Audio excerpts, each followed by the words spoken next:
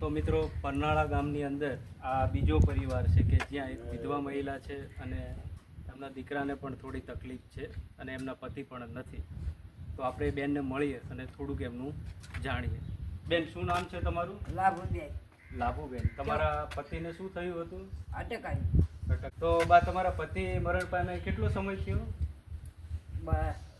2 વર્ષ 5-6 વર્ષ 5-6 વર્ષ જેવું થયું. તો તમારા ઘરનું ગુજરાન ચાલે એના માટે તમે શું કરો છો? આ લીમડીમાં માંગી ખાઉં છું અને છોકરાને પેટ ગુજરાન કરવું છું. અને એની મમ્મી બીજે જતી રહેશે તો દીકરો મારી જોડે આવ્યો છે. હા, અને આ ભણાવના 2 માંથી રો પેટ ગુજરાન કરી જાય. એટલે એના પપ્પાને શું તકલીફ હતી? એટલે અટક આવી ગઈ. બીજું કાંઈ નહીં, બેઠા. અને એના મમ્મી છે એ બાળકને મૂકીને બીજે ભાગી હા, ગયા. બીજે ભાગી ગઈ. સરસ. તો કહેવાય છે ને, મા તે માં બીજા વગડાના વાહ. એટલે એમના દીકરાને એટક આવવાથી મરણ પામેલ અને એના જે પત્ની હતા એ બાળકને મૂકી અને બીજે જતા રહ્યા. તો આ બાળકને ઉછેરવાની જવાબદારી આ દાદીમા ઉપર છે અને દાદીમા પોતે કામ નથી કરી શકતા, એટલે એ લીમડી અથવા અન્ય જગ્યાએ માંગવા જાય છે અને માંગવામાં જે મળે છે એમાં આ દીકરાને મોટો કર્યો છે. તો આ પરિવારને પણ વીરપાલસિંહ રણજીતસિંહ ચાવડા તરફથી 1 મહિનાનું રાશનની ભેટ આપવામાં આવે છે.